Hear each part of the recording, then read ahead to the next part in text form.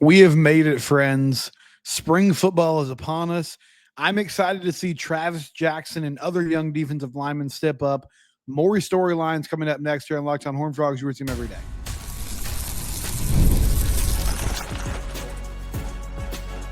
You are Locked On Horned Frogs, your daily podcast on the TCU Horned Frogs. Part of the Locked On Podcast Network, your team every day. Locked On Horned Frogs, your team every day. I'm your host, Steven Simcox. I've been covering TCU athletics for the past 12 years. TCU baseball, they got a midweek win over UT Rio Grande Valley, 4-3 tonight. They will play, or you're listening to this on Wednesday. They won on Tuesday. They'll play UT Rio Grande Valley again on Wednesday as part of a 2-game set in the midweek, and then they'll play Houston this weekend. TCU men's basketball already making contact with some portal targets. We'll discuss that. But we start today. Hug your neighbors. Give yourself a high five. Congratulations. We have made it. Spring football is upon us. TCU is hitting the practice field today. We will hear from Sonny Dykes today. Over the next few weeks, we will start to get glimpses of who this team is. We'll start to see some information trickle out through these media sessions, through practice reports, about what the identity of this team is going to be and what is a critical year for TCU football. They finished last season strong. It felt like they built some momentum. They have to build on that this upcoming season. So what are the storylines for TCU football going into spring camp? What are the things that you need to watch? Earlier this week, I gave you certain players that you need to look out for. Jordan Bailey, Jonathan Bax, Adam Schobel, Jeremy Payne. These are the guys that are going to shape expectations for this team this upcoming season. But what are the storylines that we're watching as the season starts? Along the defensive line, there was a serious lack of depth last year. They dealt with some injuries. Teams ran the ball on them, especially early in the season at will. Rushing the passer was inconsistent. But I thought this defense closed out the season with a lot of confidence. Andy Avalos, year 2, has had more time to evaluate his players, has had time to recruit guys that fit what he wants to do, has installed this scheme to a place where his side of the ball should be able to play fast and with reckless abandon because they should understand their responsibilities and what they need to do. This defensive line, can they get push in the run game? Can they get home and get to the quarterback? And to me, it's about depth more than anything else. I know the Deal brothers are going to be good. Devin Deal, Marcus Deal, I think they're going to be great. Ansel Denbu coming over from Wazoo, you need him to be an immediate impact player. And we spent a lot of time, really since Paul Olawale left with an Achilles injury, discussing what a big loss that was last year. But on the flip side of that, what a massive boost he could be to this defense this season. And I still believe he can definitely be a big-time boost for this defense. His presence alone, his ability to go make plays and get sacks. But Zach Chapman, coming off a big year. Travis Jackson, coming off a big year. Not that they will totally replace what Paul brings to the table, but these are guys that are going to have something to say about that depth chart. Zach Chapman, freshman All-American, according to The Athletic. Travis Jackson, thrown in the fire last year. As the season went on, you saw the progress. Getting sacks, getting tackles for loss, an interception in the Oklahoma State game, a couple passes defended. He was a big-time player, and now he's coming into a sophomore season with a lot of experience as a guy who played a lot of snaps last year.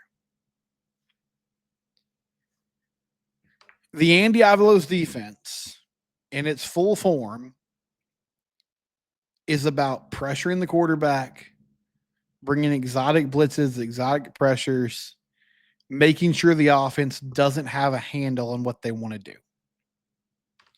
And to do that well, it's a twofold thing. You need a secondary that can compete. And frankly, last year, they just couldn't. Now, the numbers in the passing game were not horrible. They weren't giving up a ton of yards per game. Part of that was teams were able to run the ball on them successfully. So there were some quarterbacks that didn't see the need to drop back there and make plays, or didn't have that need. This season, with Avery Helm coming back, you had Elijah Jackson from Washington. You should have a more competitive corner room. You should have corners that can live on an island, be in one-on-one coverage, and win those matchups on a more consistent basis. That gives you the ability to pin your ears back and come after the quarterback more. So will those two things be able to mesh? And what do these young defensive linemen look like? On the flip side of that, your young O-lineman. Now, I've harped on this for months. So much of what TCU's success is going to be, or what will tell you how successful they're going to be. Can they run the ball? Have they improved this run game enough to get to a place where they are consistently getting positive yardage on first down, setting themselves up in more second and third manageables, having the ability in short yardage situations to move the chains, and not in a gimmicky way where you're putting Savion Williams back there as a Wildcat quarterback, or you're motioning J.P. Richardson across the formation and throwing him a screen pass. I appreciate the creativity, but you need to be able to line up and run between the tackles and move the chains. And I've talked at length about the offensive line, the starters, running back. Will someone emerge? Someone needs to take the reins of that job. But for today, I think another thing to watch over the course of spring camp, which, if any, of these young offensive linemen are starting to make some waves. Now, you got two guys who have already done it. Ryan Hughes and Ben Taylor Whitfield are the leaders in the clubhouse to be your starting tackles. They have developed. They've gotten to a place where they are seen as dudes who can be starters. But for some of those players on the 2 deep and the 3 deep, does Tobias Stips start to emerge as a viable option? Where is Wesley Harvey at in his development? Cooper Powers, because you're going to need more than 5 offensive linemen to be successful. You cannot just assume and hope that everybody's going to stay healthy and play the entire year. So you need a swing tackle. You need somebody who can play both guard spots. You have a new center in Colton Deary. What does that spot look like behind him? You got to have that depth on the O-line. So beyond just your starters, who is emerging? What's the next step for this offense? They were really good last year. But can they be more efficient? Josh Hoover can't turn the ball over. Just can't happen. Has to protect the football. Eric McAllister, Joseph Manjack, Jordan Dwyer, got to step up. Because you are replacing an amazing receiving core. 3 guys are going to be playing in the NFL. 2 of those guys are going to be pretty high draft picks in Jack Besh and Savion Williams. And they just had that it factor. Jack Besh was just a dude that could go up and make plays. Savion was a dude that could catch the ball in space and go make plays.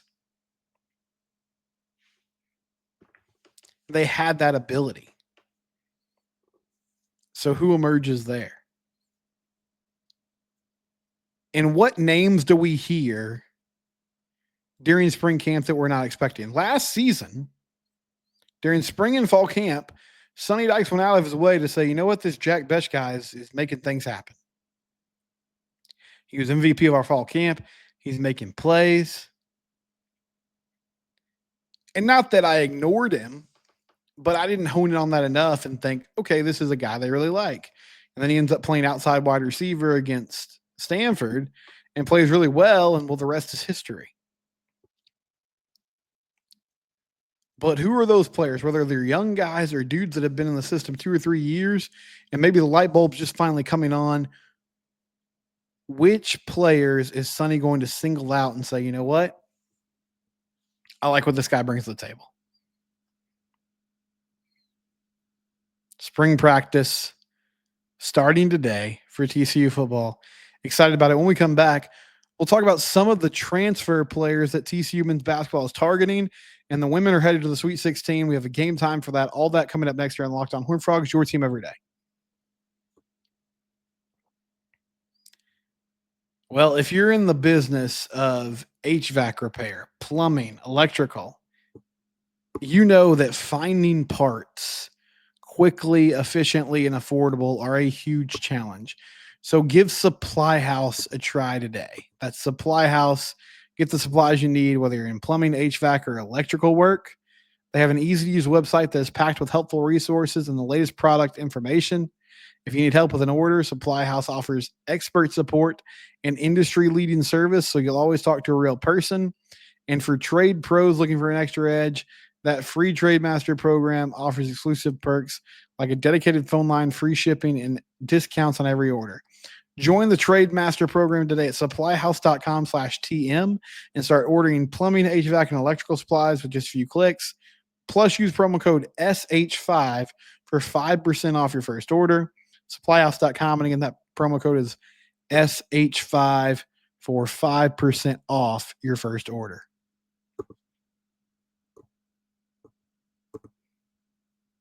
TCU men's basketball rebuilding their roster.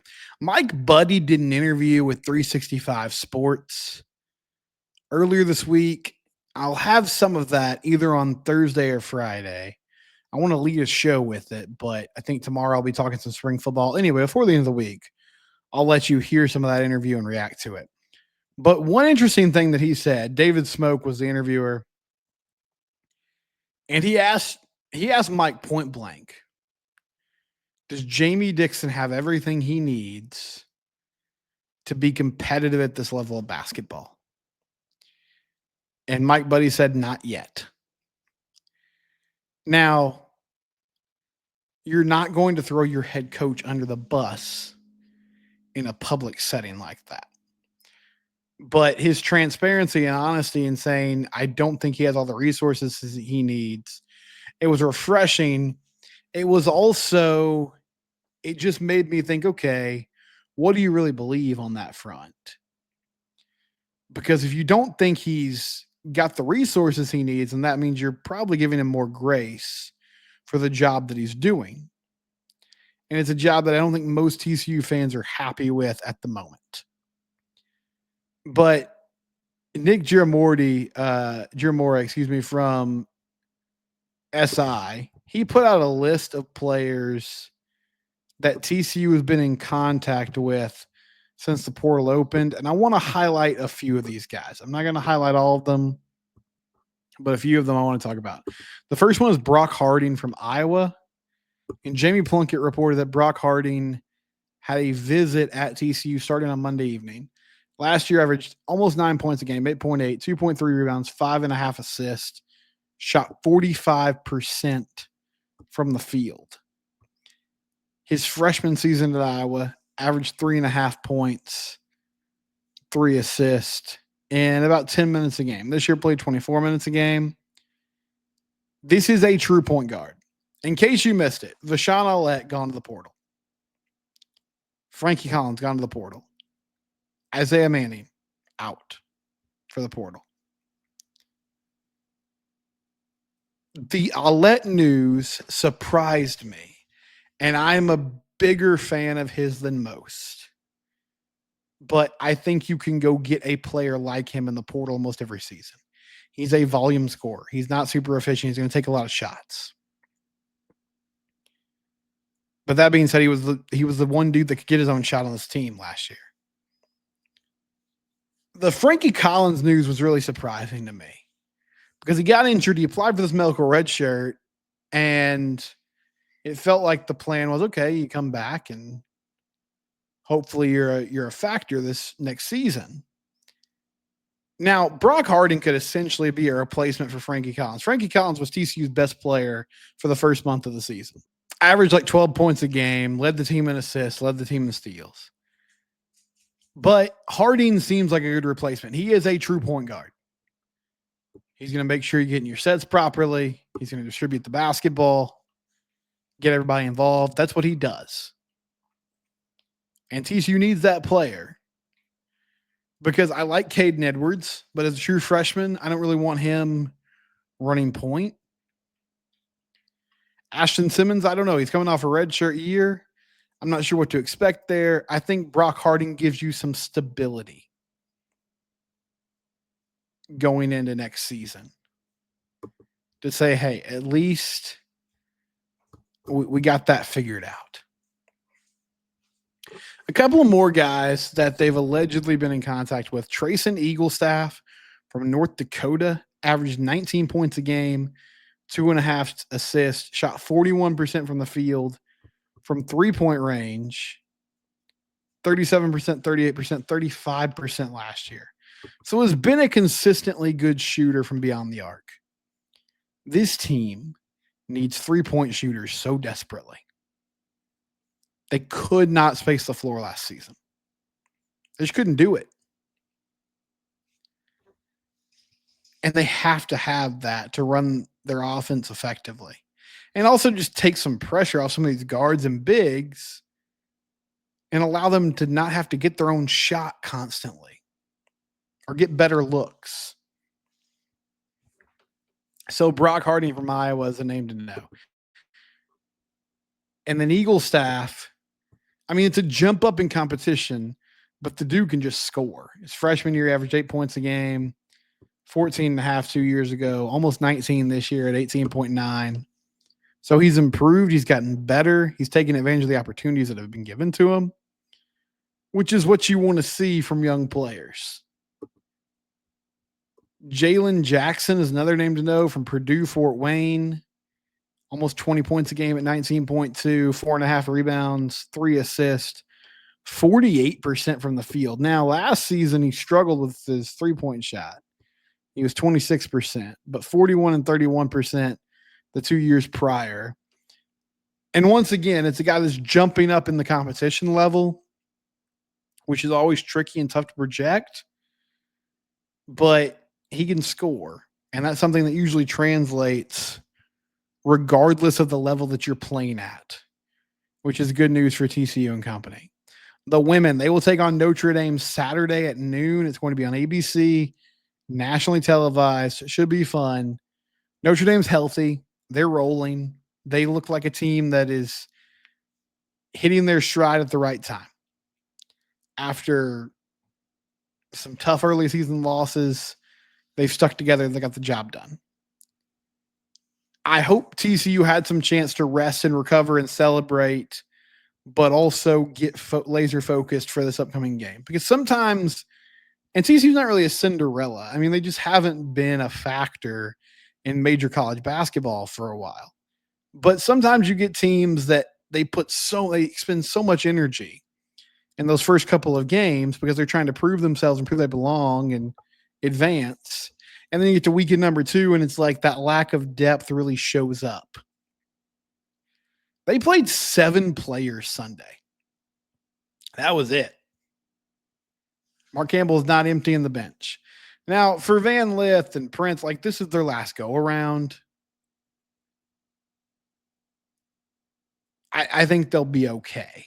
But I'm not sure we're getting them at their best on a nightly basis because of just the grind that's happened during the regular season. But Notre Dame's really good.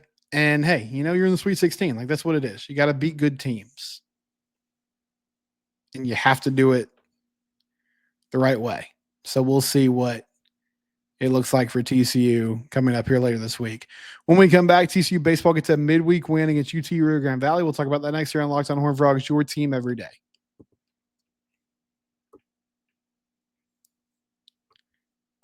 Monarch Money. If you've ever opened that banking app and you're like, wait, what happened? Try Monarch Money today. It's not just a budgeting app. It's a complete financial command center. You can track all your accounts, investments, and spending in one place. So you can stop managing your money and start building wealth. They have great insight, all in one convenience. Take control of your finances with Monarch Money. Use code LOCKEDONCollege at monarchmoney.com for 50% off your first order. Again, that's monarchmoney.com, code LOCKEDONCollege for half off your first order. The NCAA tournament is here, and so is the Bracket Breakdown. Locked On Podcast Network and Amazon Fire TV channels are teaming up to deliver NCAA tournament coverage like never before. Watch studio shows featuring former players and Locked On's local experts as they guide you through every upset, buzzer beater, and bracket matchup. Stream it all for free on Amazon Fire TV channel. Search Bracket Breakdown to see it all for free. It's your team every day.